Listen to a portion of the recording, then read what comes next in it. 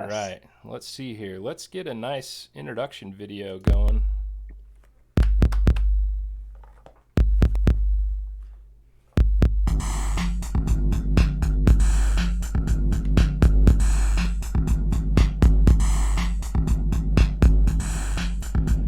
Hey, welcome everybody.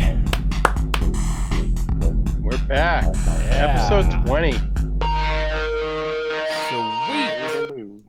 Okay, well, here we are. Yeah, episode 20. We've got some guests today from Axie Tree. It's going to be a good time. We're looking forward to it. Glad to have everybody here. Welcome to the chat. Welcome to the stream. I'm just happy I don't have to wear my Santa hat anymore. I'm gonna no make more you holiday episodes. I was pleasantly surprised with how that last one turned out. It for whatever reason it seems messy when you're doing it, and then listening back, it sounded pretty good. But honestly, it was cool to meet everybody. You know, I think we pulled a few people out of hiding that hadn't been publicly vocal in the past, and some kind of newcomers. So it was really cool getting to meet everybody in person. Yeah, dang, it was such a good time. I hope everybody had a good time. And now we'll get back to the classic format, and it's going to be a great time. So we've got some news, and it's all been influenced by some major turns of events over the last week, which have been incredible. And we'll talk about that a little bit more. But first, we want to acknowledge Jack and John from Axie Tree. Thanks for joining us, guys. Welcome, guys. Hey, thanks for having us again. Thanks. Of course. Glad to be back. Yeah, Yeah.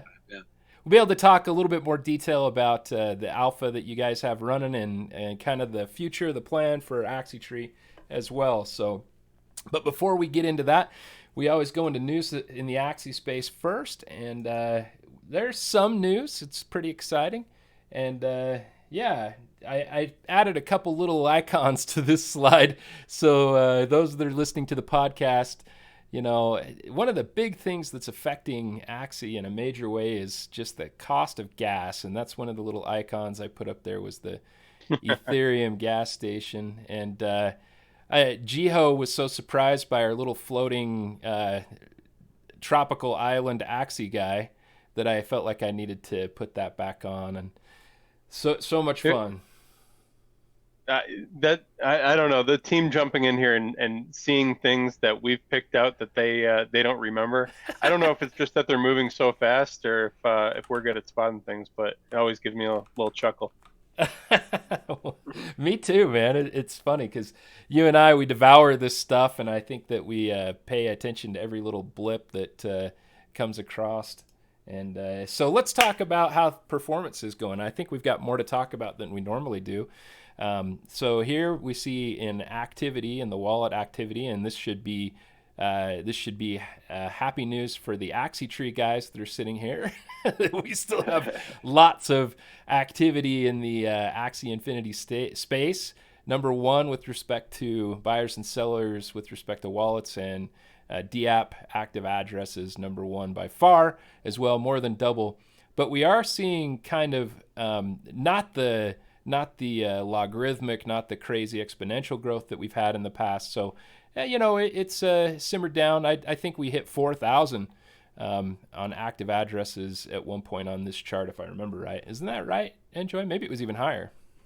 Yeah, it was getting up there. I think 4,000 is accurate. And the one thing that I was thinking last week, again, I spent a lot of time in Discord. I spent a lot of time watching the transactions rolling through. And it just felt like, maybe people weren't around or they were focusing on family, or obviously the big news with ETH, and, it's been rising. Bitcoin, ETH, crypto in general has been going up, which has been pulling some attention. This is sort of just what happens in this space is, it's cyclical. The attention is drawn to whatever's going up. So, not necessarily really surprised to see it down, but hey, we're still top of the charts, which is cool to see. Yeah, absolutely. Great to see us still at the top of the charts. It's fantastic. So next we'll have the sales. SoRare has just been hitting it, huh? I mean, SoRare's been doing a lot of neat stuff, it seems like. And lots of sales, lots of stuff happening with SoRare. Axie Infinity number 2 on sale numbers. And then on total transactions, again, with the format, with the way Axie runs, still we just have gazillions of transactions, which is awesome. Just shows lots of use, and more than 4 times, well more than 4 times. So rare on on the total transactions. I think people are enjoying some of the new emotes down there in chat. Dude, I can't even.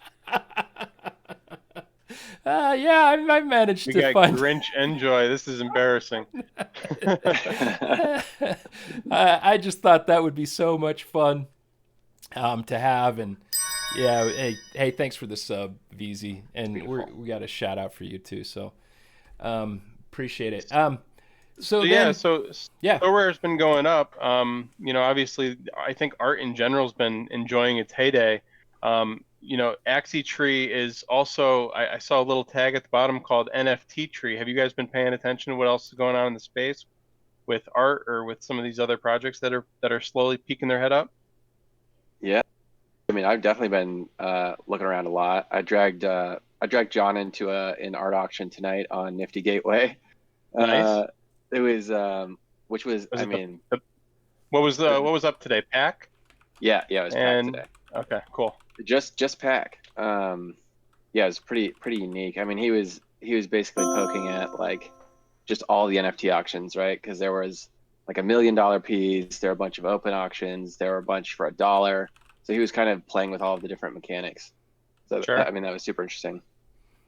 And then I've been buying like I was poking around in Sandbox, and I always just kind of browse the OpenSea rankings and see what's going on each week, see where people are at. yeah. Yeah. So. I saw somebody picked up a land plot too that seemed new. I don't know. Anyway, Yeah. well, it looked pretty cool. It looked like a nice mystic that someone picked up. So that's pretty awesome. I'm excited about that. That's I'm excited cool. for that. It was a good one, man. I like that a lot. And we talk about location. I think location is extremely important. And that one was a great spot. I don't mean to be too vague here, but anybody who's got mystics that are relatively close to Luna's Landing, I think are going to be quite happy. I don't think the travel is going to be significant to get there, and I think it's just going to be an awesome, an awesome space of public resources that are available. So, particularly if you're looking at just a single or just acquiring just a few, it's an extremely good place to do that, I think. And there have been some incredible deals. Of course, Ethereum's price is not what it was just a minute ago. So so things are always on the move, as one of my favorite characters says. Okay, let me see here. I was going to try to start a giveaway while we were doing this just for fun. But for some reason... Looks like raffle started. You're good. Oh, okay, it started. Awesome. Yeah.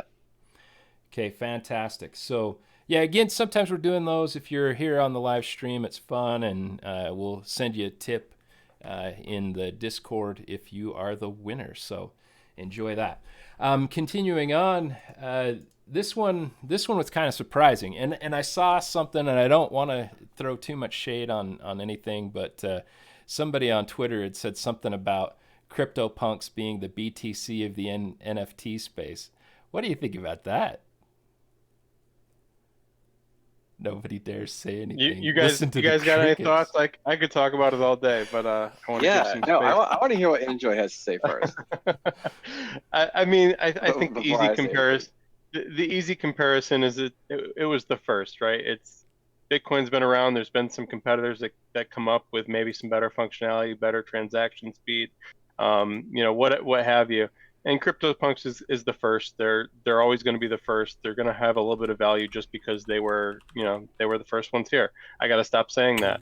And I think that kind of plays into some of the values that you're seeing, but there's still a utility issue. So maybe you compare CryptoPunks and Axie with ETH or Bitcoin and Ethereum.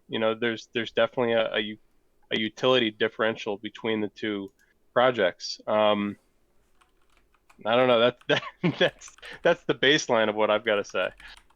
Yeah, I mean, I like so in NFTs, I guess I'm I'm only privy to like Axie. Other than that, Jack is my go-to person, like to tell me what's new and good.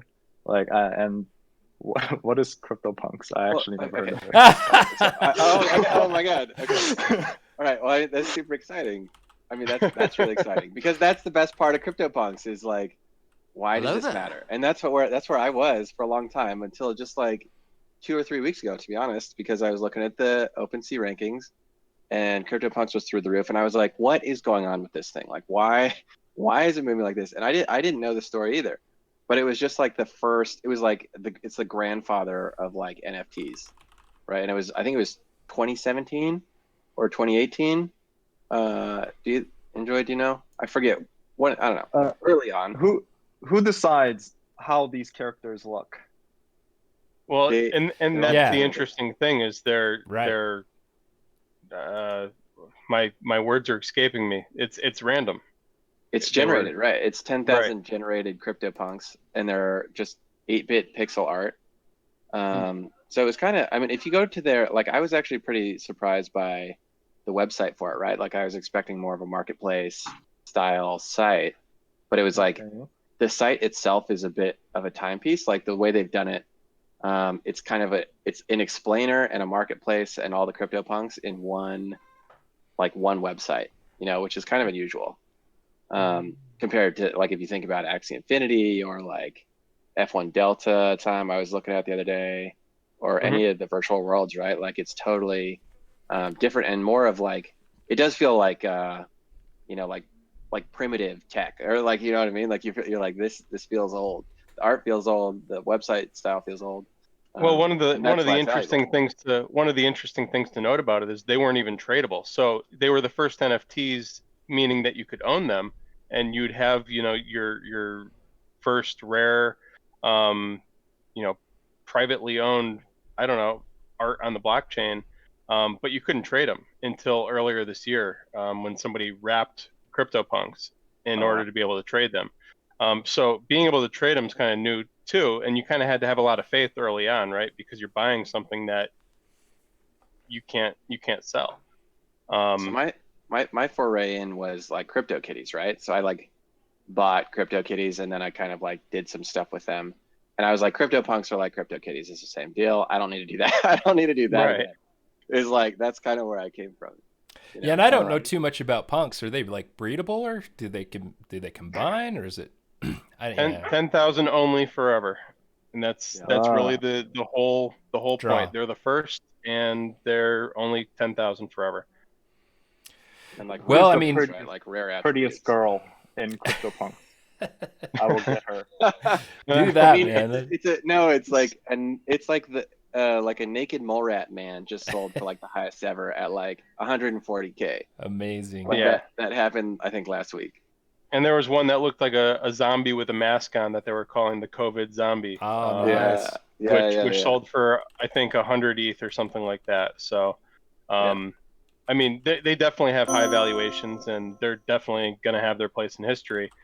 They're frequently compared to Mystics or Origin Axies because similar. They're locked in a certain amount was ever created, and valuations have been pretty similar as well. The question's going to come once we start seeing a little bit more utility with Mystics. Where the value really is, I think. Hmm. Not to mention, there's a lot fewer Mystics. Right. So yeah, I mean Yeah. that's the great thing about Axies. It kind of draws on all the different aspects, of things that have come before it. And again, like the rarity is huge. But I mean, one thing you have to acknowledge when we look at this particular chart is that is pretty solid on CryptoPunks, as far as Amazing. sales amounts, yeah, Yeah. and USD value, pretty cool. And again, like Axie has been often number one, but here we see a little bit of sliding, a little bit of slippage as far as Axie Infinity goes, and I think we just have to acknowledge that that's the case. Like, and you say to yourself, like, why do we see? Is there interest waning here, or what's going on? And I'd go back to saying, a lot of this stuff's cyclical. We had held the market for what, 4 or 5 months. Oh yeah, Oh man, we were So saying it over and over and over. it doesn't hurt to lose a little bit of lead for a little bit. You know, honestly, No. I think a lot of us were getting news overload for a while. So, you know, Jiho, keep your edge in back. Let's get the hype back up. Yeah. And But we need a little bit of a break for the hype.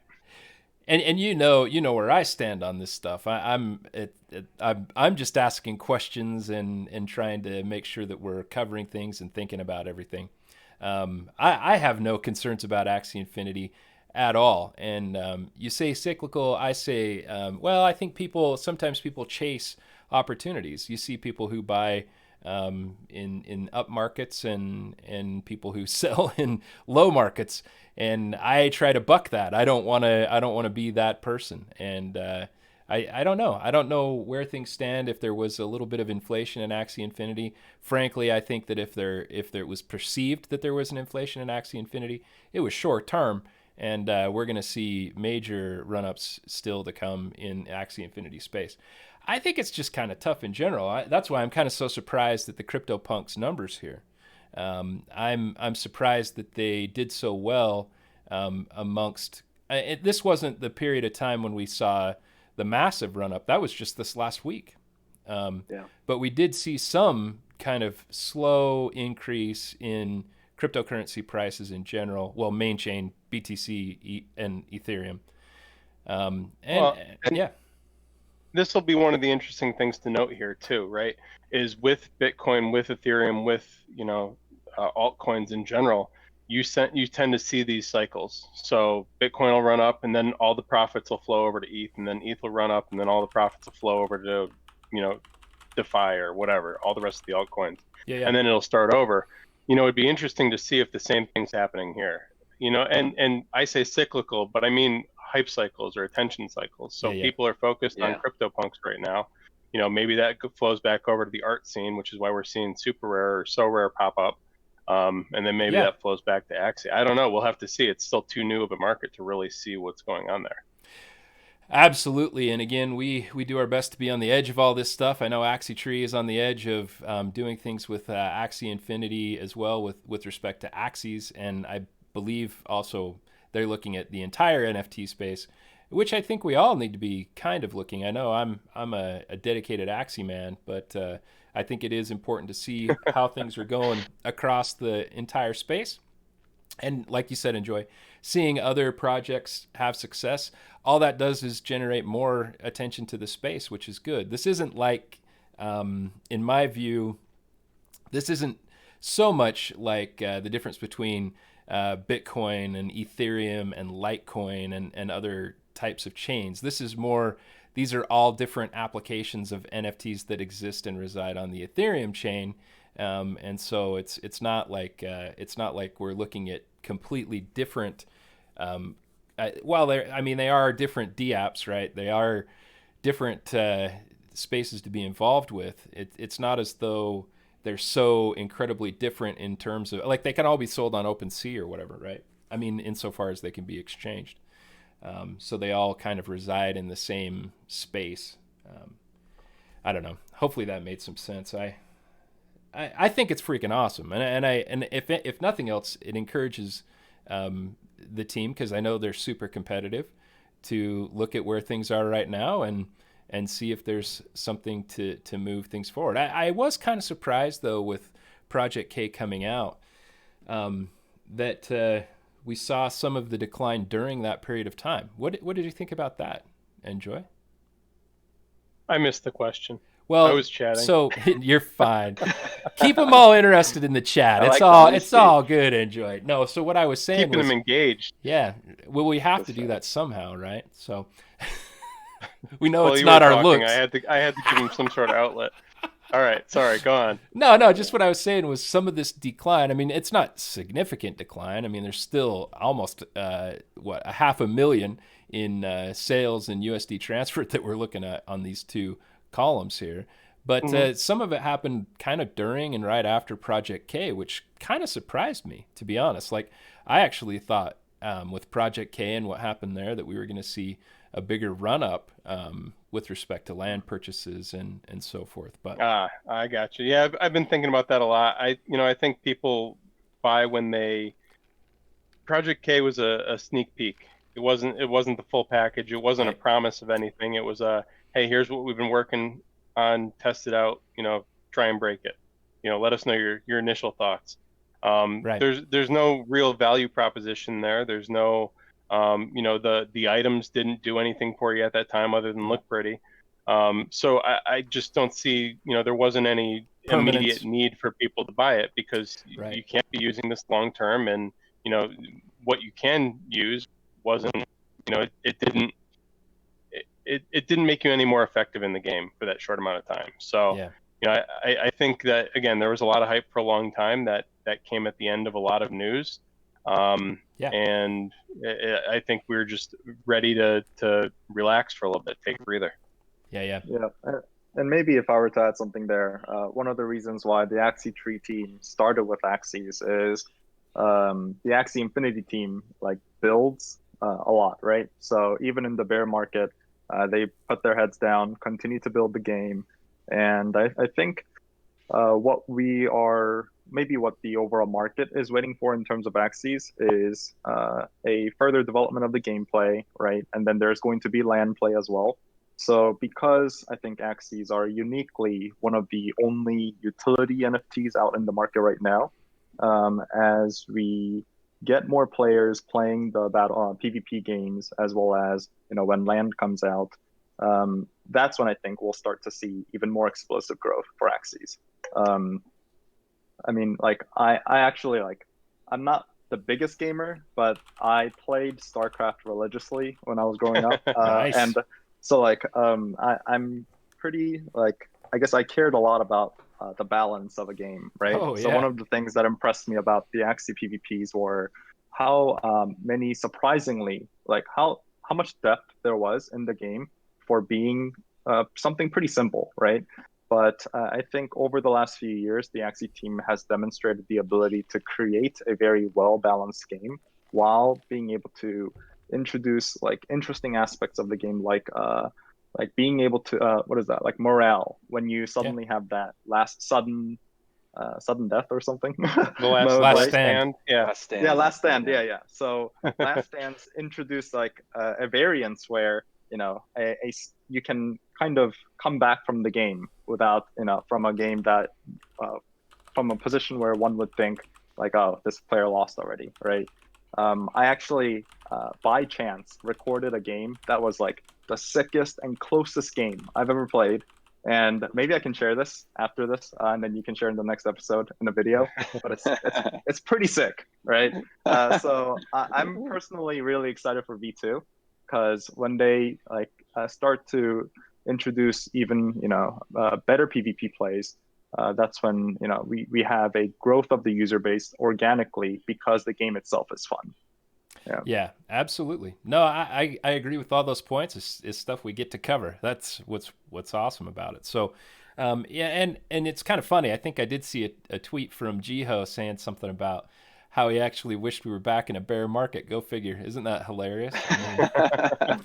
I don't want that. No. I don't think he does either. I don't think he was really serious about that, but it is interesting because Axie did thrive well in a bear market, and they're going to have to figure out how to thrive well in a bull market too. So we'll just have to see how that happens. And I think that does require, like you were saying, some actual increased utility. So we'll see how that goes. Yeah. And I also think go ahead. Go ahead. I was just going to relay the chat for some listeners, but go on. Well, I was also going to comment on just the opportunity cost of owning an Axie right now seems pretty large, because so I got into Axies and I fell in love with the game. So I bought 2 double mystics and I realized, fuck, my Axies are real expensive, right? Yeah. So definitely, I'm sure there's other people out there well, if I hold on to my ETH, that's going to be much higher in USD, and maybe I can get my Axies for lower ETH numbers, right? Hey, so keep that thought in mind. We're going to come back around to some of those types of discussions a little bit later. Okay, is that good, John? let's kind of hang on to that, because we do need to talk about that. But we will for sure when we get to marketplace. So okay, let's keep going. So this stuff is great too. Got to keep track of it. Axis itself, I'm really pleased with how it's performing right now, especially with what's happening. Again, this is in relation to USD, which is maybe, I mean, I don't know. How do you guys feel about it? I'm glad that the different dexes, Not enough pump. The different dexes show this in USD, but when you look at it compared to Bitcoin and Ethereum, you see it relaxing significantly compared to those. But again, holding value, right? Yeah, I mean, it's holding US dollar value. But I think that secondary point is what John was alluding to, and what we'll cover a little bit more later is, everybody in the space, you had to buy ETH to buy Axies. So the question is now, should have I just been holding ETH the whole time? Yeah. So if you're looking at this, you've lost 50% in potential gains if you had held ETH instead. But again, your money's safe. It's not like you're losing money here. You're just losing potential, which is I think the thing that people are, not upset about, immediate, but they're in the right but they're maybe now. Right. But that's what I think people are thinking about. And again, I think that, the holidays definitely weighed on some people. So, you're spending time with families, you're opening presents, you're doing whatever. So you're not sitting in front of your computer watching this stuff. And I think that, this rise, people are just watching the numbers, and they'd rather be in ETH right now, which isn't a bad thing. No. But they'll freaking come back. I'm pretty certain about that. There's, the big thing here is the treasury still isn't live. Once that happens, man, we're a rocket ship. Yeah, I completely agree. And once there's true play to earn that actually relates to Axis as well, I bet you see this do something different.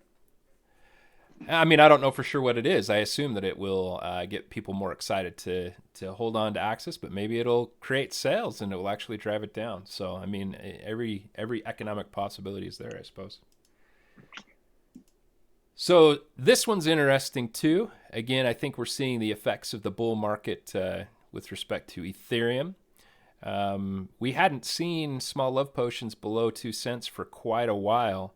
So when you add the bull market in Ethereum value raising, and then this further declining, it's pretty impressive. Like, I think I could pick up something like 55 or 53,000 small love potions for an ETH right now.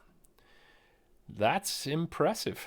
That is a lot of small love potion if you chose to do that. And again, what are you going to do with it? Because the gas is so high, you can sit and look at your huge hoard. You're like like Smog the Dragon sitting on a pile of small love potions going, oh, I have the small love potions. Wow. But you can't do anything with them. Oh my God. Yeah, you're welcome for that, Enjoi. Yeah, I mean, the other thing too that you haven't mentioned is that, with gas so high, with ETH going up, people aren't breeding. And that's really the big cause right here. People are still playing the game, they're still cashing out. But there's less people buying it because you can breed, it's just not as worth it.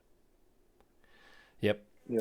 I think Jiho alluded to, I guess his philosophy for controlling Axie supply, and I actually think his head is definitely in the right place, because I think controlling the supply of Axies breeding is going to be important, so that we don't fall into the same mistake as CryptoKitties, where just the sheer number of kitties out there kind of make ownership of one kind of meaningless, right? Right. Yeah.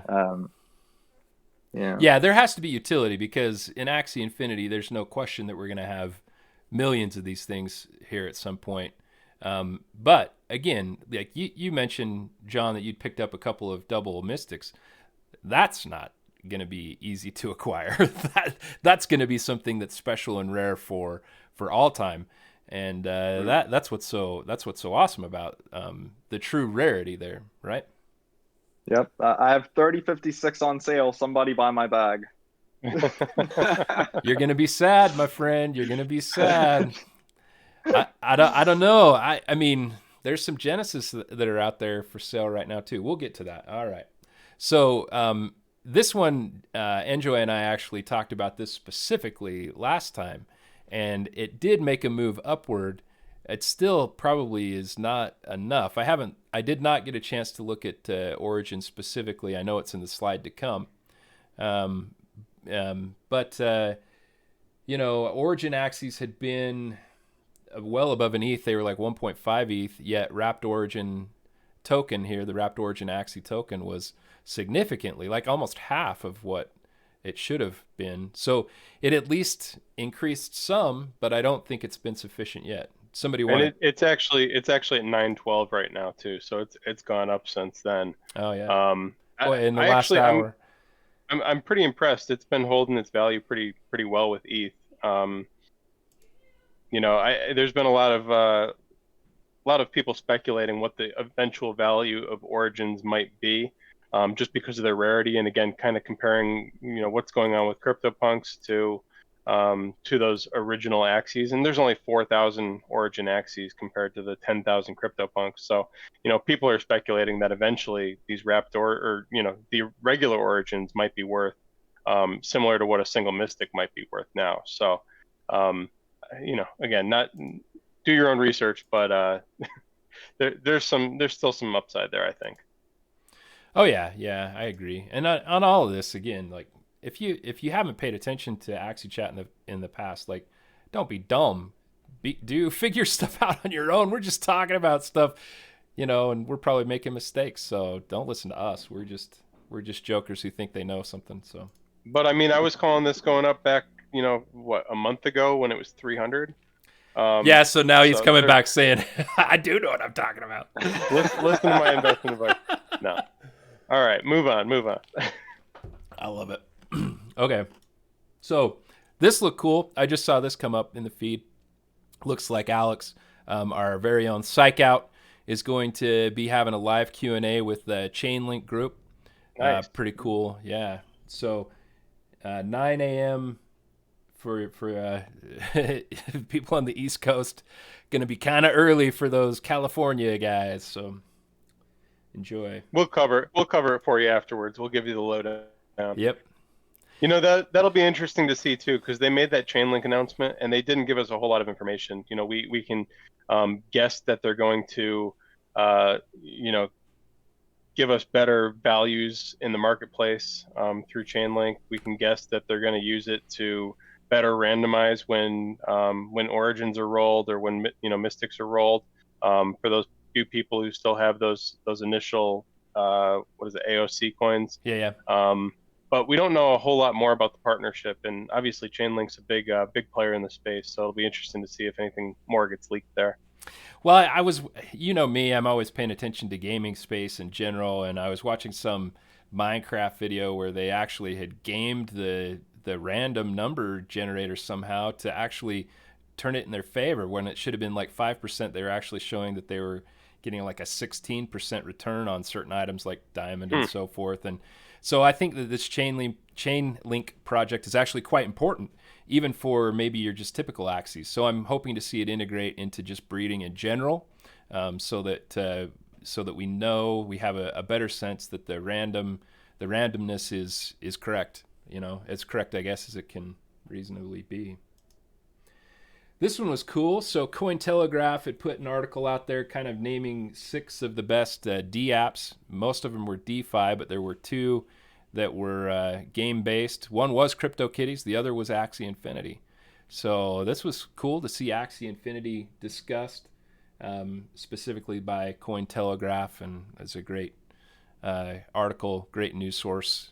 Great fantasy creatures. Guys, we're investing in fantasy creatures. Yeah. Yep, and it mentions Ronin as well, and links that with Ubisoft, which is cool too. I have to shout out VZ. He's just doing such great stuff with these PvP Axie Infinity videos he's doing. they'd take I mean, I've done some like Baronar's Take. You guys have seen those, and I'm planning on doing more. But it takes it's not easy to edit these suckers. So VZ is doing a great job. If you get a chance, check out Ray VZ on his YouTube.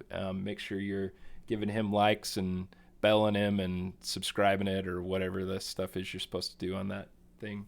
And then Cuckoo, he's doing great stuff too. Good grief. I mean, he's just ripping it up. And Kagi, I forgot to throw your slide up here too, but Kagi's just hitting it as well. Just doing great stuff. So, and if there's others that I'm forgetting, I apologize. I know Z has his station. I just wanted to make sure, especially here, this is our first Axie of the Axie Chat of the new year, that we got a chance to shout some guys out and just tell them how much we appreciate what they're doing.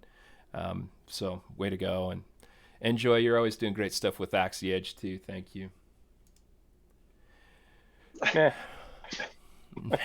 Meh. Listen to you. So here we have YGG going for it, and there was I think this was a Medium article. I pulled this off of Twitter as well. Yield Guild Games, and talks about how to get involved with YGG if you're interested in that. I did notice like they put in this article like there's a ton of YGGers on the leaderboard. Still have some great old school Axie GGs on there. We got YGG, Levox, Tamil Top. I mean, there's some great stuff happening on the esports scene. So cool. I mean, when I started, it was just Axie GG. You know, it's nice to see these guilds spreading around, and I don't know, it just gives a little diversity, a little competition. It's nice to see for the competitive scene. Yeah, and we're seeing a lot of Tamil Top Games just joined Axie GG this week. AK just said in the chat. So that's freaking awesome. Congrats to Axie GG and Tamil for combining efforts, it sounds like. Thanks, AK, for letting us know. I didn't know. Did you know? Enjoi? No, I didn't know that. Okay. All right. Got to remind everybody there's this great breeding contest going on. Who's that handsome fellow? I don't know. He just showed up a couple weeks ago. Can we get him in the chat? Yeah, let's get some Enjoi Grinches in the chat, guys. Just as many as we possibly can. Come on. Yeah, so this is awesome. Enjoi taking it on himself. God, what did I do? It's a great. Hey, dude, I think it's wonderful. But this is another good example of community members getting involved and having fun stuff happen within the Axie Infinity community. All right, so here we are. We've got the Axie Tree guys, and I know they want to tell us more about what. Good grief! Look at the chat, and they want to tell us more about what they're doing, and we're excited to have them on here and get some more information. So, right off the gate, we'll just start off with this slide. RC Tech, I know that he's involved. He's one of the community partners. I happen to be one as well, so we get a little bit of additional access temporarily is just kind of an ability to see what's going on the back end. And here he was talking about how he has borrowed some of these Axies kind of, I think, to try it out. So what can you tell us about what we're seeing here? Let's see, maybe the next slide will be even better to show the borrowing side. Actually, this is what people will see right now if they just go to your site, right? That's right. Yeah. So right now we have a whitelist so that you can connect your MetaMask and put in your email to be placed on a whitelist so that when we do open to the general public, you'll be sent an email saying that we're ready. But for now, we've also published this on our Medium post, but up until February 13th-ish, it's going to be up to around 100 borrowers that we've chosen as part of our raffle that we ran on Twitter. But hopefully soon, around late February, it'll be in beta and open to the public for everyone to use. That's awesome.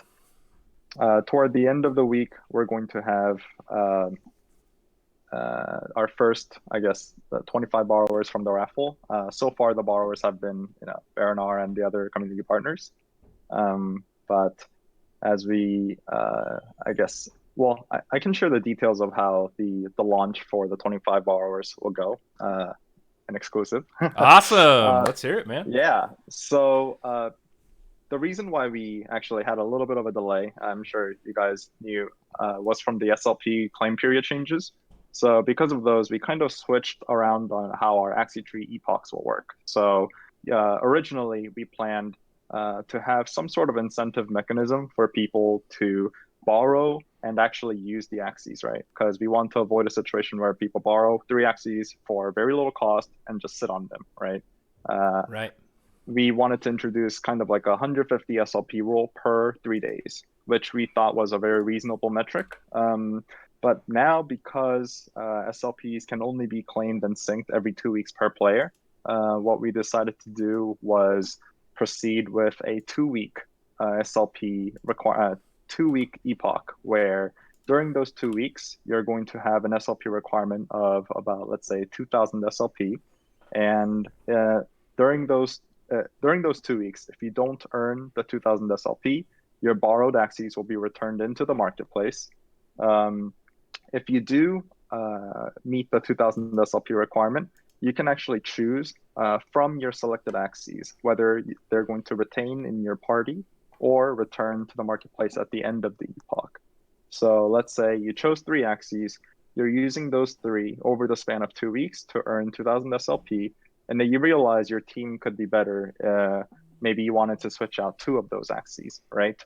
What you could do is then mark those Axies as return to marketplace at the end of the epoch, and they'll be returned. And after they're returned, in the next epoch, you're able to select 2 more that you want and then start playing. But the important thing about this is that there is going to be an SLP requirement that borrowers need to meet. And it's going to be I think it'll be an important incentive structure to make sure that borrowers are actually using the Axies that they borrow. Right. And second, it actually introduces some very interesting events that we can host around these Axie tree epochs, where I'm hoping that we're able to have our own leaderboard of a borrower who earns the most SLP in a given epoch will be given prizes and rewards of our own, etc. That's so awesome. We're very excited to have the community, I guess, start playing using Axie tree Axies. And my personal goal is I want to have, back to my point about, Axie Infinity's ability to create like a well-balanced game.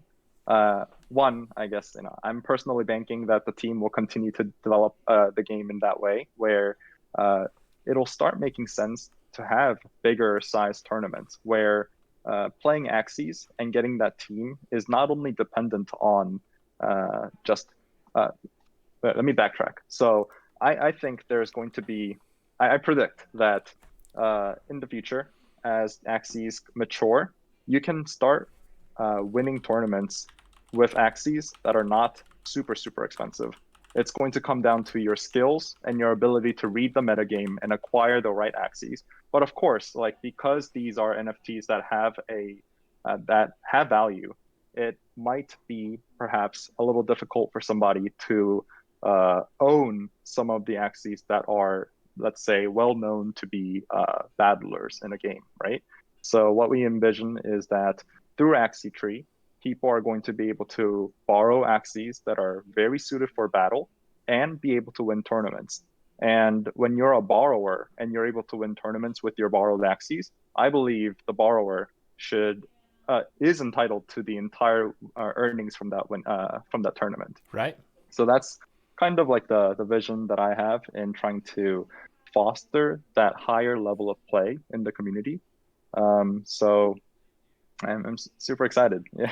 Yeah, that's cool. And I know I have a slide coming up in a minute, and we can kind of talk even more about kind of some of your goals that you have with Axie Tree and how that, I guess there's the implementation side, which we're kind of looking here on the slide, but then there's the goals that Axie Tree has behind it. And I love hearing that. That's a really neat idea, a neat concept. I do think that you're exactly right, that some people have more access to intelligence and being able to figure things out in the meta than they have to those to those particular Axies that are going to let them have success, right? Mhm. So, yeah. 100%. Yeah, I mean, I think it fits two needed niches in the space. One is, people who just want to get started and make some money, and two, like you said, the people who want to be competitive in the tournaments and just don't have access. So I think you hit the nail on the head there. Yeah. Yep. And I'd love to see the ecosystem having those type of like bigger prize pool tournaments. I personally, I guess, vouched for hosting a $5,000 tournament of my own when access hits $1. Nice. Guys. And I hope that more and more. I think as the ecosystem matures, it'll be super cool to have the metagame evolve as well as the tiers of tournaments that come out. Wow. Sure. So is that 5,000? So that's 5,000 Axis is what you have in mind that you're going to put up for the tournament. 5,000 die. Okay, all right. Yes. You're going to keep your Axis, even though it's worth it. The Axis are mine. I see what you're. Yeah, that's awesome. So what we're seeing here now, for those that are just listening, is I've got a slide up that's showing us kind of the borrowing interface. Maybe you can tell us a little bit about this. I actually love this. Like, I know that Axie Zone has done a great job, and other people have done a great job too. But this is telling us exactly the parts, giving us the color and everything that shows us, exactly what type of parts we have as far as if they're, what class they are. How did you guys come up with this? I mean, this is awesome. Well, Jack is the master designer, and actually, I'm on my 3rd can of Coke, so I got to use the restroom. Maybe Jack, you can talk about it. We'll allow it. You can talk about it while I'm gone. Yeah. I mean, the design. This was a blast. First of all, this was an absolute blast to like make and design because the Axies are cute as hell already, right? Most of my day job is pretty restricted by basically brand guidelines. So it was kind of up to me, right? And so I took basically inspiration from Axie site as it is. So we're using same fonts, but I did come up with this whole other, kind of green color scheme for us, since it was like play on like lending with like Axie tree and like lending tree, borrow tree. So I was like, okay, it's gonna be green. And then I also, I always work to make sure that we have color blindness accessibility, passing those ratios, because that's always important. And then once I was just wading into the marketplace myself, the Axie marketplace, it was pretty confusing, like to understand the ability layouts. And I was like, I want all the info like condensed. Like I just want to see the Axie at a glance. You know what I mean? And I felt so basically when you move over the part and click, you'll be able to see like the ability card. Awesome. Yeah, so I don't think we have it in there yet, but that's definitely on the roadmap, right? So, and then basically the whole thing is, are you borrowing right now? Are you lending right now? And then you have the obviously the big sub tabs of borrowable, like these are all of the Axies that you could borrow, versus the 3 that you're borrowing in that secondary tab there. So you can kind of always, we kind of slice the UI that way. And borrow and lend looks similar, but that's basically how we're slicing the various states of borrowing or whatever there. Yeah, and I love that you can select. There's a little check mark, a checkbox that you can pick, and you can select multiple Axies that you want to borrow. I love that it tells you exactly what you're looking at as far as rate. I mean, it is a really slick design, really well done interface. So good job, guys. Thank you. Thank you. Happy to hear that. Yep. Jack is a master. High praise. I mean, I know that there's going to be more improvements and things too as time goes on, but for your first go, this is. Let me tell you as well that this is the built screenshot. This isn't the mock. This is the built screenshot. Yeah, so we haven't this even. This is directly from. Yeah. Yeah, shout out to our boy Dan, who like almost coded it perfectly from like I didn't even have to do anything, right? Like like, there are things that are bothering me, but I don't think they're bothering anybody else. You know what I mean? So Right. shout out to Dan for his amazing front end work. Yeah. Well, if there weren't things bothering you, we'd be living in some sort of perfect world. That's not possible. So Yeah, I I suppose so. I know that's Yeah. I know that's how it goes. I look through my slides when I do this stuff, and I'm like, oh wow, that was terrible. But at least it got done. That's right. So That's right. That's right. Sometimes that's what counts, right? You yep, just gotta get out of there. 100%. So this is actually the lens screen, and this is showing. Tell us what this is showing. I'm super stoked on this, honestly, because this does a couple things. So basically, wherever you are, like it became necessary for us to basically like, well, not necessary, but we wanted to be able to select your team or however many. This is more important for lending, right? Like if I have hundreds of Axies and I want to select them all and then I want to lend them, like I need to also, I can set the rates individually by Axie, like in the page, or I can do it here. But what I'm most excited about is at the top there, there's a bulk handle. So you can update, like if I want to set all my Axies to the same rate, I can do that like really quickly, right? And kind of behind it, behind this dialog on the right, that's kind of where the per tab handles live. Right. So I can basically like edit all of my selected. I could cancel all of my posted Axies if I want, right? Like those are all contextual to whichever phase I'm at. So, and then from here, if you clicked, what is it? Update Axies, then it would just throw the MetaMask transaction and away you go. Dang man, good stuff. Yeah. So I think I saw that you can do this for SLP or even ETH. How does that work? Am I correct in that? That's right. You are correct. So you can either set a SLP fee, right, and this is geared for lenders who believe that borrowers should be able to borrow for as little cost as possible, or you can take an Axie and rent it out for ETH for a set duration. So I think looking to the future, when I talked about like Axies that are known to be like good battlers, and we already have instances of that, like 61 Speedbirds and Rimps, right? So they fulfill particular roles, and I think we're going to start seeing kind of like a market price converge around those type of Axies, and so I think it'll make sense for somebody to borrow, let's say, a Rim for zero point 0.1 ETH over 3 weeks or 4 weeks, something like that. If maybe less than that because ETH is so expensive, but you get the point, right? Yeah. So people are going to be able to kind of calculate how much earnings they can get from this particular Axie and start treating it as more like I mean, think of it as you're a Uber driver, but you're able to rent the Uber, right? Or rent a car to use to be an Uber driver. Yeah. And you can think of it that way too. But one of the ways I kind of thought about it was more like the DeFi space too. You're kind of like trying to hit yield farm in a way, right? So I mean, you can think of it that way as well. So all right, I gotta call out this comment real quick. Yeah. John, would you borrow a double mystic for a pallet of Coke Zero? Would I borrow a double mystic? Let's see. I mean, I have a price. Lend. I guess you got the double mystic, so you'd be lending it for that pallet of Coke Zero.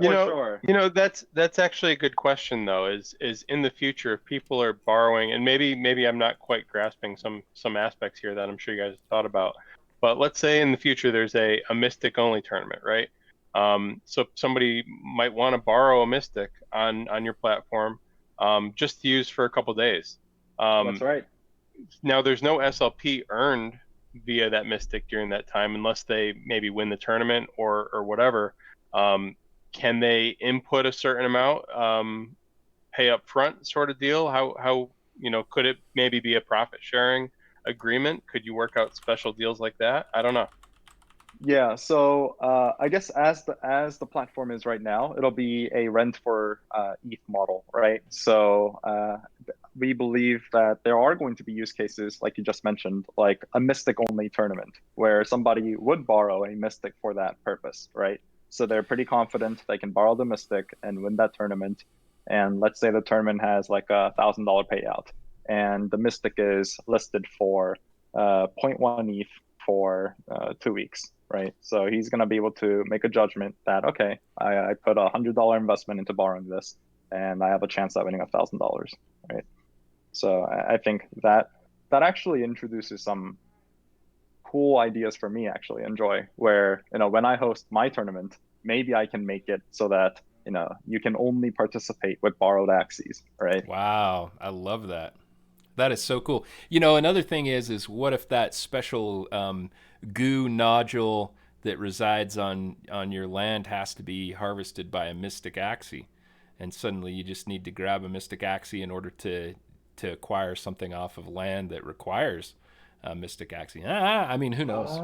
Yeah. You're welcome. You're welcome. Yeah, we're always thinking. So yeah, awesome stuff. It's looking good. Things seem to be coming along. I'm gonna put us to this kind of slide that gives some of your ideas of how you think Axie Tree is going to benefit new players, existing players that want to try different strategies. Axie holders, they'll be able to unlock a lot more. I guess you could even say access maybe some liquidity by actually having their Axies usable by others. And I know that we've talked about this, but you guys have some ideas in place to try to protect against multi-boxing and things like that too, which is awesome. We'll save that for a different time and let you guys announce what you have there as time comes. But helping in tournaments, as we've discussed, and basically, this, as it says here, it kind of takes scholarshiping to a higher standard in a way with this process of being able to select kind of the percentage of SLP versus even just Ethereum, or who knows what's going to happen in the future. Maybe it'll be Axis or something that people can select as the payment token or something like that too. But while we're here on this screen, why don't you tell us, like, do you have like a roadmap? Do you have kind of some time frames in mind that people can expect to see this stuff happen? Yeah, I guess, one of the feedback that we have received from the community, and first, guys, I think the Axie community is like one of the most close-knit communities in crypto. And ever since we announced the project, we've been just flooded with warmth and welcome. So thank you so much. And like, I guess one of the feedback that we received was that, why isn't this open more to the public right now, right? And it's because it is a custodial model where first, our smart contract and our Ethereum address is holding the Axies that are lent out on the marketplace. So we want to make sure that right now, because it is unaudited, we keep the risk small, keep the lenders only to us and the community partners, so that we reduce the risk of everything blowing up, right? I'm personally putting in pretty much all my Axies into Axie Tree when it launches for those 100 borrowers, except for my Mystics, of course. And number 34, who's I'm trying to sell too, but anyway, we're turning this into like an ad space. I think is what's happening. John's Axie ads. So another thing that happened though is Ethereum gas has just been so unpredictable and so high. I mean, that has to have an impact too, in addition to kind of the SLP rewards and different things. Has to be something you guys are sorting through and figuring out too. I mean, Enjoi and everybody, what do you think is going to happen with this gas? Do you think we're really just going to have to wait till Ethereum 2? I mean, I know we have Ronin in the wings at some point, at least in a few months, right? But, this gas thing's just driving me nuts. So actually, why don't I answer AK Vesuv's questions? Yeah. And then I'll get to yours as well. So first, how do you stop multi-accounters, botters, and other abusers? I think one, Axie Tree just has more access to data than traditional scholarship programs, where we're able to cross-reference whether an account that has requested for an Axie Tree account has funded that account from another account that's been used in the Axie Infinity platform. And also the ecosystem understands that you can only play on one account in a 24-hour period, or play the game in a 24-hour period, right? So it's I'm hoping that there is a basis of trust between all the users across the scholarships and our platform, but AxieTree is able to get more information than any traditional platforms. Like existing scholarship programs have this same type of challenge where they don't know whether their scholars are participating in other scholarship programs, right? And there isn't a meaningful way of being able to check whether they are. We are able to because one, IP addresses, and then there are some other means of us tracking as well that will not share for higher effective purposes. Second, how are you planning to transition your platform to Ronin? Ronin, because it's an Ethereum sidechain, is not going to be too much of a problem on our end and the back end to support. It's just, it's another blockchain. So we'll add support for that. Third, how do you plan to get scholars to borrow when they have no ETH to start with, even to cover the gas fees? So our motivation for, I strongly believe in incentive structures and having proper incentive structures. So right now we have gas fees in place to make sure that people aren't just randomly borrowing Axies and putting lenders' Axies at zero utility or at risk. So we are comfortable with requiring the initial set of gas fees to borrow the Axies. And maybe that's just a reason to have scholarships, right? Scholarships are a way where people without the money to even have to cover the cost of gas are able to still get into the Axie ecosystem and play. Excuse me, got too much Coke. But our intention wasn't to just replace scholarship programs. It's more about just giving an option to the market, right? People now have the ability to not only borrow from the open market, they can also go to scholarships. So I think that's fine with us, our team at least. And then when Ronin support is added, we don't need to worry about gas, right? We might add maybe like a very small fee to borrow the Axies, just so that we ward off any spammers, right? And that's actually just the whole point of how spamming and even something as, sorry, I'm kind of rambling, but yeah. For how does your model break down with higher gas prices? Gas prices, as with every DApp, will serve as an impediment to a certain degree, where, because initially our borrowers do need to put the cost of gas to borrow, high gas prices mean that that is a barrier to entry on our platform, right? I think for the initial launches, we're thinking about ways to alleviate that, but it is something that the team will also need to keep track of and make sure that our users of the platform aren't hurt too much by it. But we're not unique in that aspect where we don't claim to be unfazed by gas prices, right? Even lending, like if I want to lend out, let's say 50 Axies onto AxieTree, it's going to be dependent on gas prices. And to give you guys an idea of maybe how much it costs, when I lent out about, let's see, 10 Axies onto the platform, I think I paid around like $50 in gas. Oof. So what that means is I need to expect a revenue generator from each Axie to be about above $5. And I think over the long run that is expected. So I think it's also a learning experience for the team as well to be able to see how much gas affects the usage of our platform and the overall, I would say, economics and income that each party stakeholders earn through the use of the platform. Right. Could you shine a little bit of light on how the backend works in terms of gas? Now, hopefully Ronin will fix that both on, the business's side, but also people, lending or borrowing side. But let's say, there's two examples here. Let's say I'm a lender, so I'm paying gas to move my Axies to your wallet, correct? or to the Axie Tree contract wallet. That's right. Yeah. And then what happens when the lender or the borrower comes through? Do the Axies move to their wallet? Are they given a wallet in association with the Axie Tree account? How does that all work? And I guess my question is, are the end users paying gas as well to acquire these Axies? I'm just trying to figure out how that whole borrowers need to pay gas to borrow the Axies, each one, and each Axie borrowed. Well, gas is pretty ridiculous right now, but in Right. normal times, you can expect around maybe like $3 worth of gas to borrow an Axie, maybe two, right? So, not significant, but not insignificant, right? So I believe, like, but if you think about in terms of like, let's say, you're a borrower, you borrow three Axies, with 25% SLP fees from each Axie, right?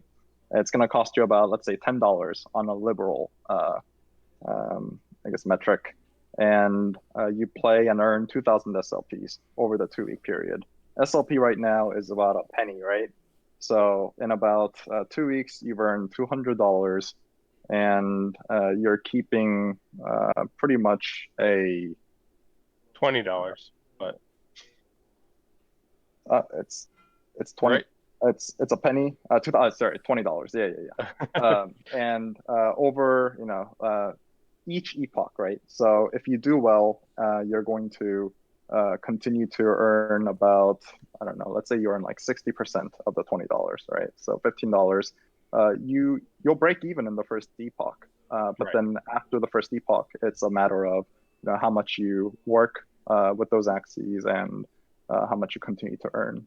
And as long as you're meeting the SLP requirements each epoch, why would the lender pull back their Axies, right? It's earning income for them. It's earning income for the borrower. Yep. Yeah. And the best thing is you're playing a game. Absolutely. That's right. Absolutely. Well, hey, again, thanks, guys. I think this is a really good overview, good for the community. Hopefully, a lot of people will get a chance to listen and look this over if they have questions about Axie Tree, at least in its inception. And I'm sure it's going to be refined and improve over time, especially as we get some of these things solved. Just generally, like with Ronin and other solutions that I'm sure are going to have to come, just because there's such demand for some of these things. So awesome stuff. So let's switch gears and finish out. You know what, Enjoi? We didn't get a chance to go through some of the stuff that we were going to go through last time. We had to just kind of quit. We had Jiho hop on, if you remember, and we didn't really get to go through a lot of the stuff that we normally would go through. So let's kind of rip through that.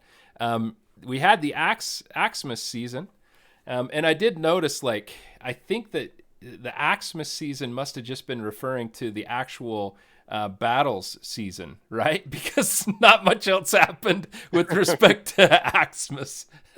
Right. And it's a shame with how freaking cute this graphic is. I know, but really not much else happened. I mean, I'm excited that there's going to be some Axis rewards that come through this most recent battle season. But it would have been nice to have even more happen. I know that there was a lot of hope within the community, but I don't know. The holidays hit, and I just don't think that there was a lot that could happen. We did get a little Ronin announcement. The Ronin announcement was about the public testnet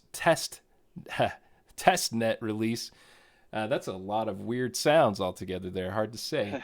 But yeah, so we had the validators announced, and we have the bug bounty. Have you had a chance to look into the bug bounty program at all? I haven't really even had a chance to look. I've been so busy with other stuff.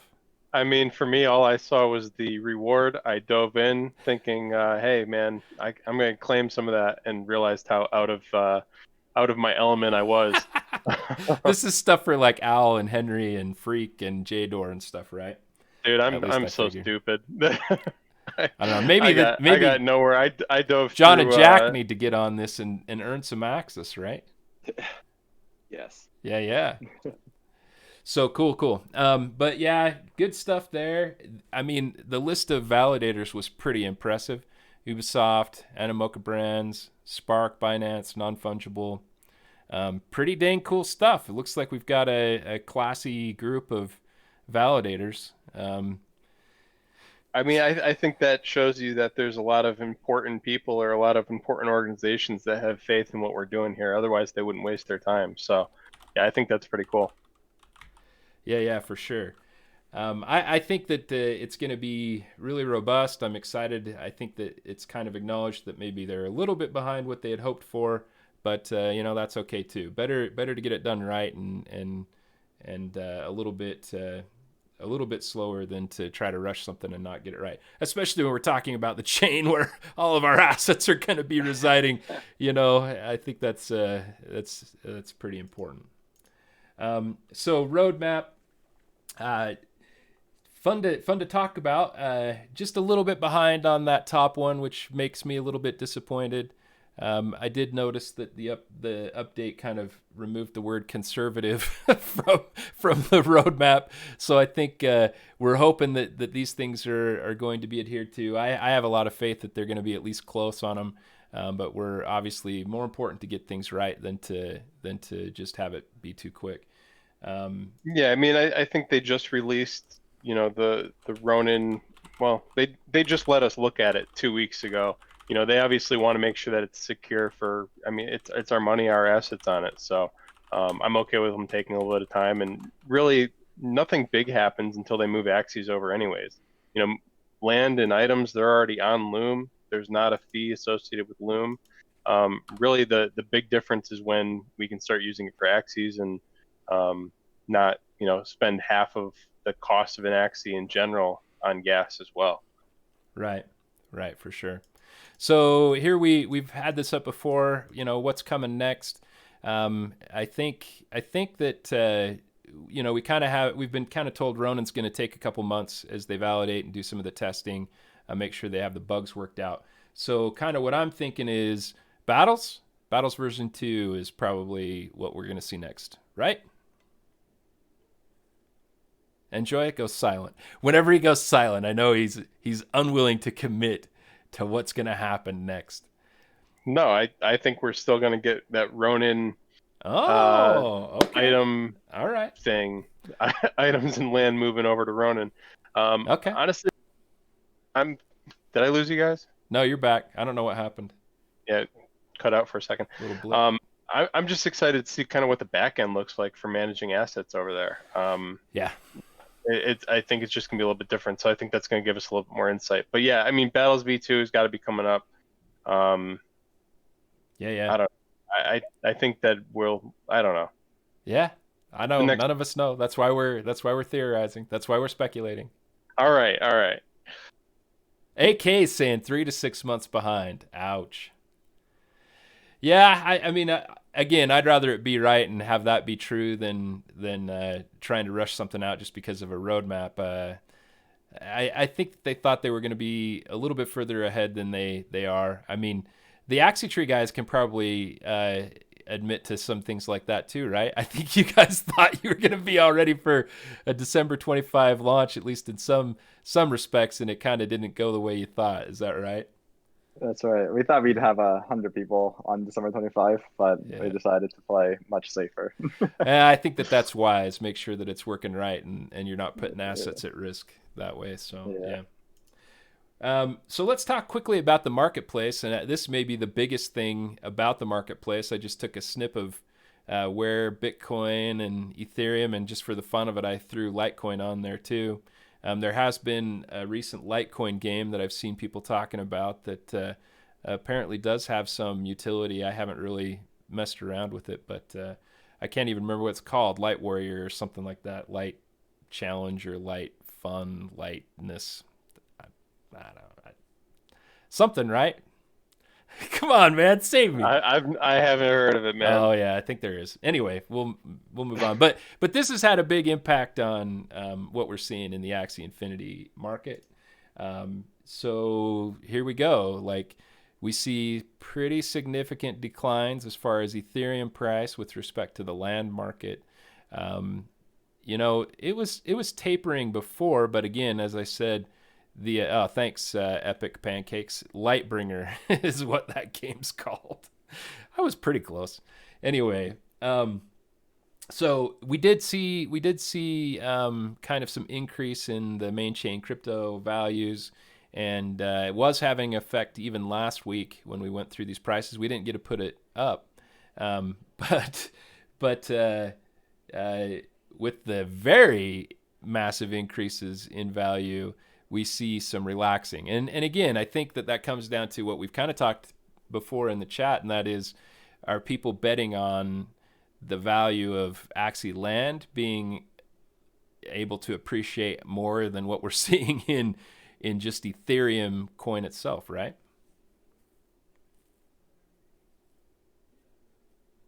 Silence. Wow. No, I think that's right. It's got to be. I mean, I think Decentraland. I remember when they like ICO'd a couple of years back, and then they've recently been, or last time I checked, they looked like they were still doing really well.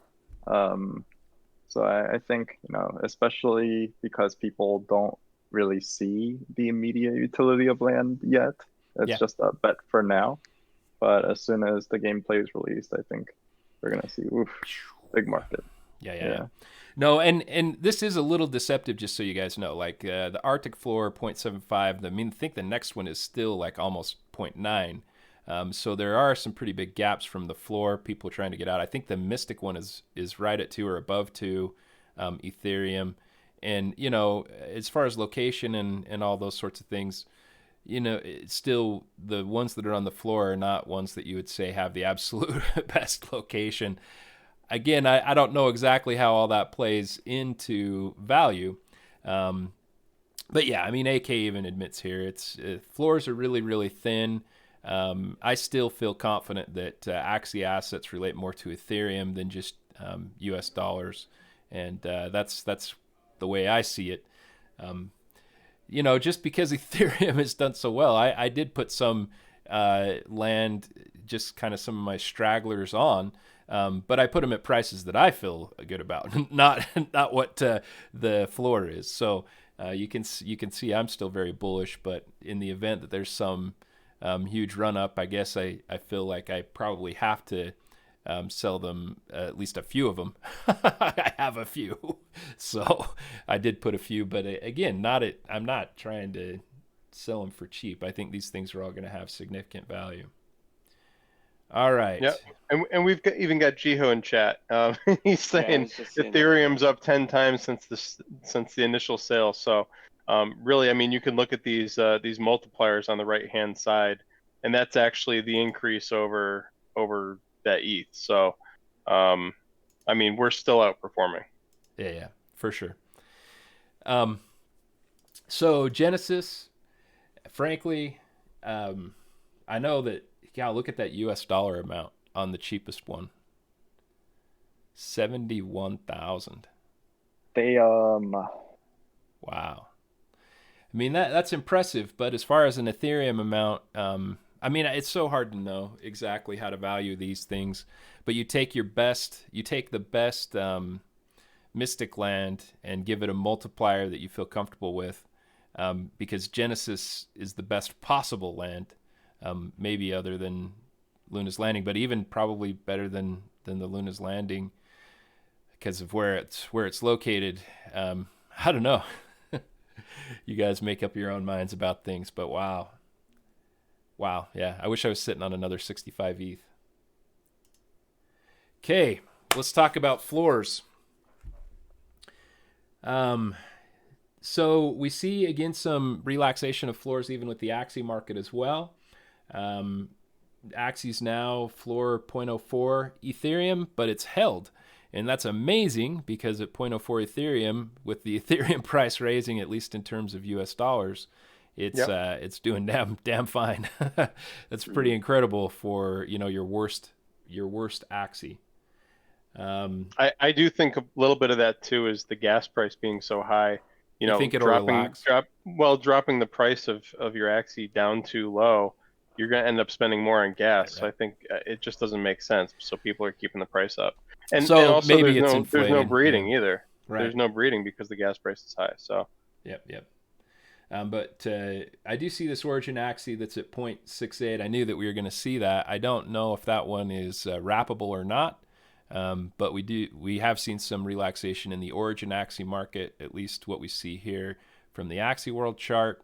And then Mystics, we've got one that's almost getting down to, it's close to 5 point, well, it's 5.29, 5.3. It is a poop head though, so I don't know if you can. I don't know if that's even fair. Sorry, buddy. I don't mean to slam on you. You're a great, beautiful Mystic Axie. Jack bought his first Mystic. I did. You did? I didn't know that one. Awesome. Yes, I did. Yes, I did. Did you buy a floor? Or did you buy a reptile or a fuzzy or something cool? Or do you want to tell us? Yes.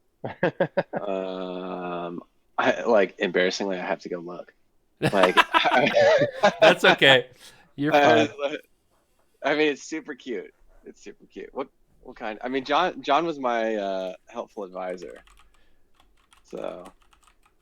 Oh no, I'm gonna get shat on. I just looked at how cute it was. Yeah.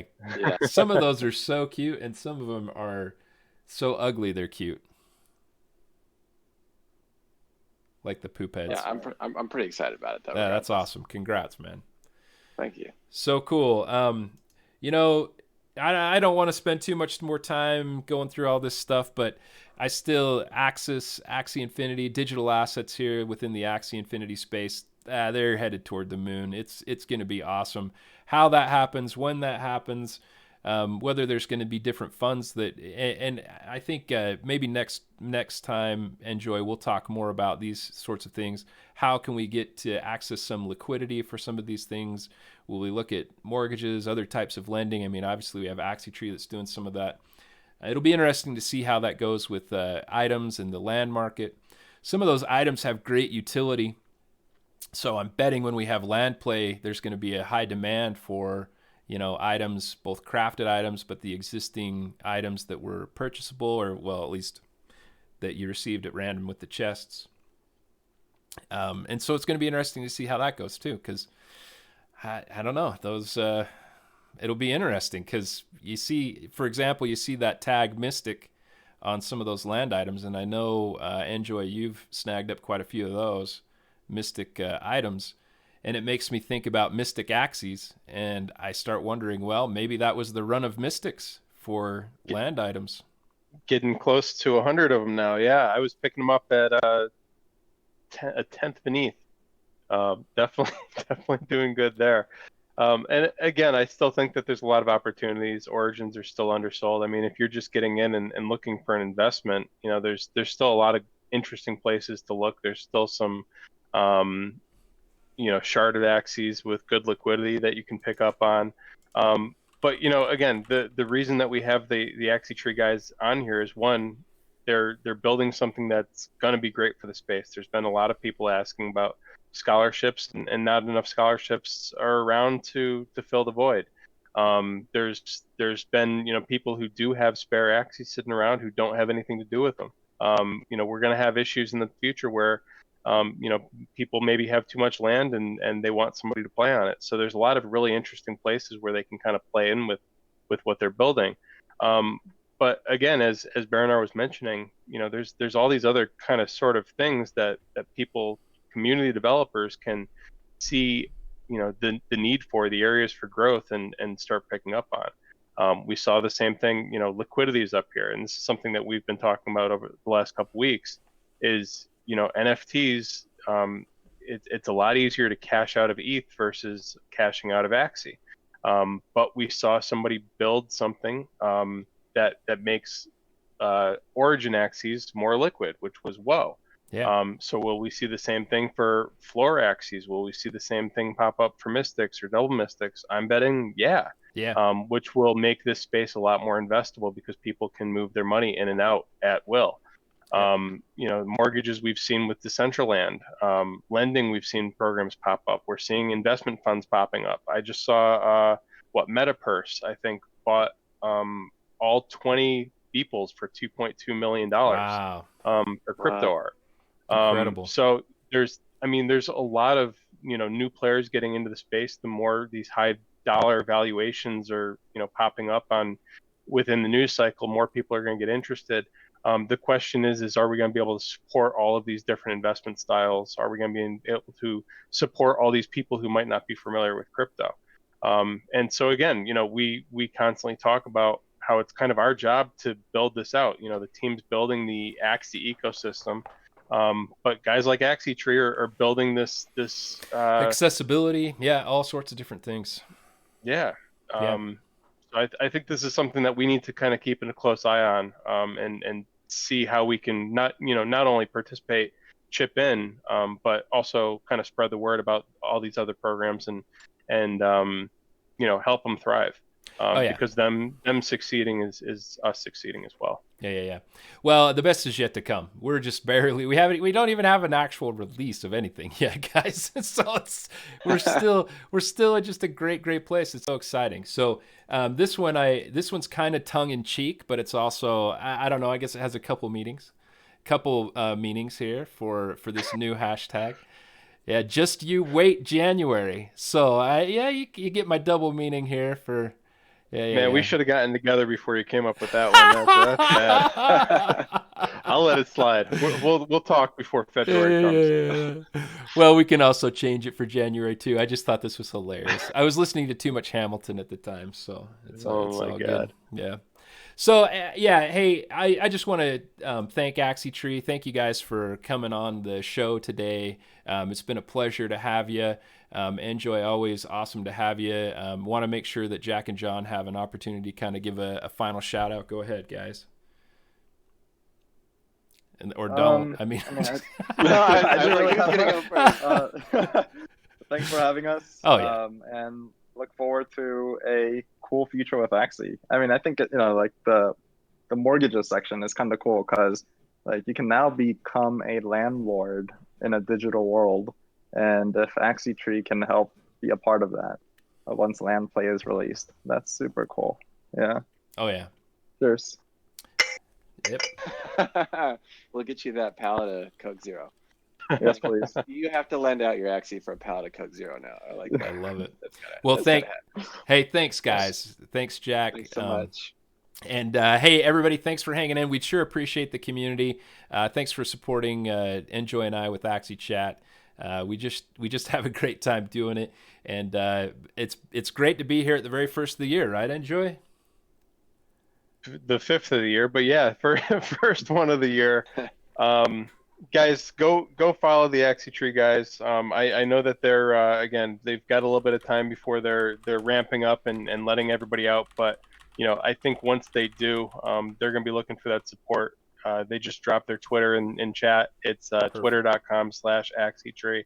Again, thanks everybody for hanging out. We'll see you next episode. Baronar, I think we're going to change up the format a little bit next time too, right? We wanted to talk about get back a little bit to our roots and talk about some of the speculation of different aspects of things. So we're going to be getting together this week and really making sure we got some good content for you for next week. So look forward to that. But as always, take care, guys. We'll see you in Discord. Hey, Axie hard, everybody. Take care. Bye, guys. Everybody.